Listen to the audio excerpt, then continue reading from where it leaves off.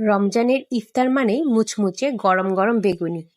বাইরে ক্রিস্পি আর ভেতরে নরম, একদম পারফেক্ট বেগুনি যদি ঘরেই বানাতে চান তাহলে আজকের রেসিপিটি আপনাদের জন্য।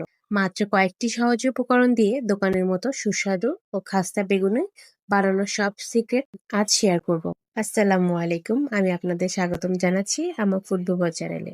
চলুন দেখে নিই পারফেক্ট মুচমুচে বেগুনি তৈরির সহজ রেসিপি। বেগুনি বানানোর শুরুতে এখানে আমি পারফেক্ট একটি ব্যাটার তৈরি করে নেব। এজন্য একটি মিক্সিং বোলে একটি স্ট্রেইনারে আমি 1 কাপ পরিমাণ বেসন দিয়ে দিলাম। তারপর এখানে আমি দিয়ে দিচ্ছি হাফ কাপ পরিমাণ চালের গুঁড়া। আপনাদের কাছে চালের গুঁড়ো না থাকলে আপনারা এখানে কর্নফ্লাওয়ার ব্যবহার করতে পারেন।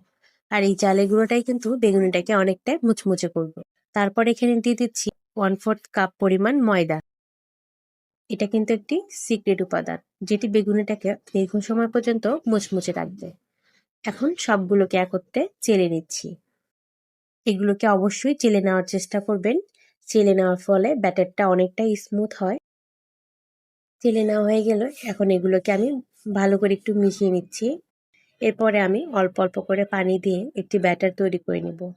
অবশ্যই এখানে অল্প অল্প করে পানি দিয়ে ব্যাটার তৈরি করে নিতে হবে। একেবারে পানি দিয়ে দিলে ব্যাটারটা কিন্তু পাতলা হয়ে যাওয়ার সম্ভাবনা থাকে আর ব্যাটারের মধ্যে লাম্পস থেকে যায়।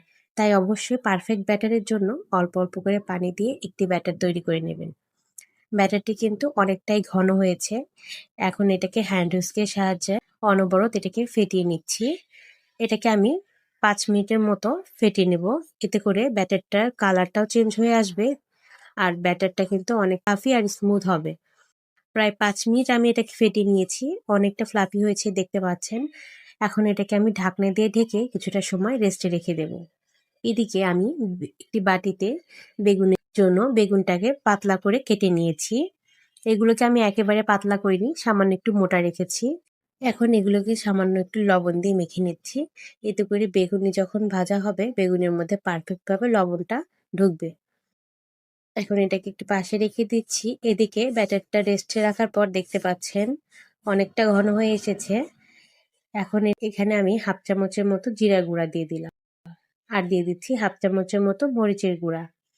তারপর দিয়ে দিচ্ছি হাফ চামচ থেকে সামান্য একটু কম হলুদের গুঁড়া।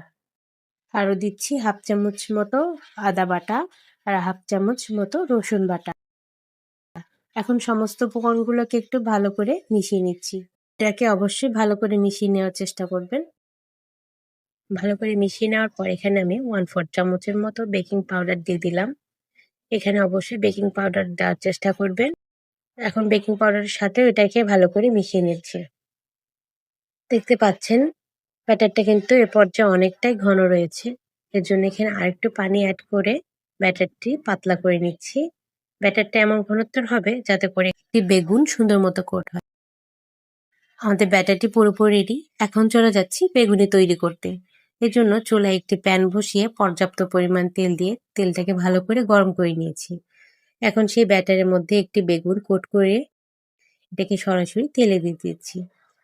আমি এক এক করে বাকিগুলোও দিয়ে দিচ্ছি। এগুলোকে তেলে দেওয়ার পর চুলার আঁচটা মিডিয়াম লোতে করে এগুলোকে ভেজে নিতে হবে। আর এগুলোকে তেলে দেওয়ার পর অনবরত নাড়তে যাবেন না। একটা পাশ সুন্দর মতো ভাজা হয়ে গেলে এটাকে উল্টিয়ে দেওয়ার চেষ্টা করবেন। দেখতে পাচ্ছেন কত সুন্দর মতো ভাজা হয়ে গিয়েছে। এখন এগুলোকে আমি তেল ঝরিয়ে উঠিয়ে নিচ্ছি। একইভাবে আমি বাকিগুলোও ভেজে নিব। চেক করে সবগুলো বেগুনই ভাজা হয়ে গেল। আপনারা হয়তোবা দেখেই বুঝতে পারছেন এগুলো কতটা মুচমুচে হয়েছে।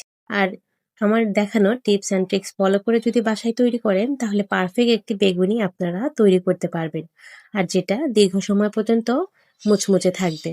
আপনাদের কাছে রেসিপিটি কেমন লাগলো অবশ্যই কমেন্ট বক্সে জানাবেন। এই রেসিপিটি একটু হলেও ভালো লেগে থাকলে প্লিজ একটি লাইক দিয়ে অন্যকে দেখার সুযোগ করে দেবেন। আর যারা এখনো আমার চ্যানেলটিকে সাবস্ক্রাইব করেনি সবার কাছে অনুরোধ, প্লিজ চ্যানেলটিকে সাবস্ক্রাইব করে আমার চ্যানেলের পাশেই থেকে যাবেন। এতক্ষণ সাথে থাকার জন্য সবাইকে ধন্যবাদ জানাচ্ছি। সবাই ভালো থাকবেন, সুস্থ থাকবেন। আল্লাহ হাফেজ।